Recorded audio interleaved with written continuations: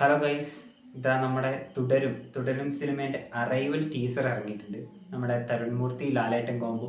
അപ്പം നമുക്കതിൻ്റെ ടീസർ, അതായത് അറൈവൽ ടീസർ കണ്ടിട്ട് നമുക്ക് ബാക്കി കാര്യങ്ങളൊക്കെ ഇങ്ങനെ സംസാരിക്കാം.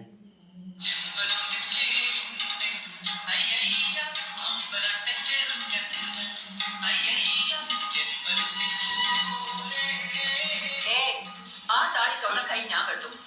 താടി അവിടെ ഇരുന്ന ആർക്കാ പ്രശ്നം? വെട്ടണമെങ്കിൽ ഞാൻ പറയാം. പ്രശ്നം വെട്ടുന്നില്ല.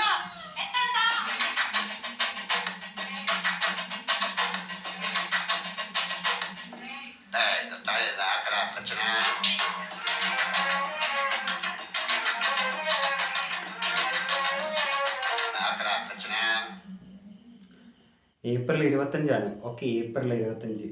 ഓ, ഞാൻ ഈ പടത്തിനെ കുറിച്ച് ഇങ്ങനെ കുറച്ച് അറിയാനായിട്ട് നമ്മുടെ ഈ അടുത്ത് തന്നെ സൈന പ്ലസിൽ നമ്മൾ തരുൺമൂർത്തിൻ്റെ ഒരു ഇൻ്റർവ്യൂ ഉണ്ട്. അതിങ്ങനെ വെറുതെ ഒന്ന് കാണാമെന്നൊക്കെ വിചാരിച്ച് ഞാനത് കുറച്ച് കണ്ടു. കുറച്ച് കാണണമെന്ന് വെച്ചിരുന്ന ആളാണ് ഞാനത്. ഏകദേശം വൺ അവർ ലെങ്ത്തുള്ള ആ ഒരു വീഡിയോ ഫുള്ളും കണ്ടു. ആ ഒരു വീഡിയോയിൽ പ്രത്യേകിച്ച് ഈ സിനിമയെ കുറിച്ച് അധികമൊന്നും പറയുന്നില്ല. സിമ്പിളായിട്ട് പറയുന്നത്, പണ്ട് പൃഥ്വിരാജ് ലൂസിഫറിനെ കുറിച്ച് പറഞ്ഞ പോലെ ഒരു ചെറിയ പടം, അതേപോലെ തന്നെ തരുണും അതുപോലെ തന്നെയാണ് പറയുന്നത്. അതായത് വളരെ സാധാരണയിൽ സാധാരണമായ ഒരു ചെറിയ പടം. അതേപോലെ തന്നെ ഇതൊരു ഫീൽ ഗുഡ് മൂവിയല്ല, അതേപോലെ തന്നെ ദൃശ്യം മോഡൽ ടൈപ്പ് ഓഫ് ഒരു ഫിലിമും അല്ല. ഒരു ചെറിയൊരു സിനിമ, ഒരു ഫാമിലി ഡ്രാമ, അങ്ങനെ ഒരു നല്ല സിനിമയാണെന്നാണ് പുള്ളി അതിനകത്ത് പറയുന്നത്.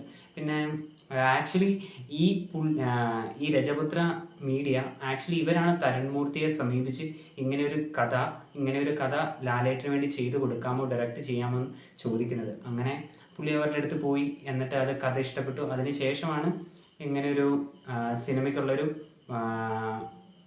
സിനിമ പുള്ളി ലാലേട്ടിന് വേണ്ടി ചെയ്തു കൊടുത്തത്. അപ്പം എങ്ങനെയാണെങ്കിലും 25-ാം തീയതി പടത്തും ലൂസിഫർ കഴിഞ്ഞിട്ടുള്ള അടുത്തൊരു മോഹൻലാൽ സിനിമ. അപ്പം തന്നെ വളരെയധികം പ്രതീക്ഷകളൊക്കെ ഉണ്ട്.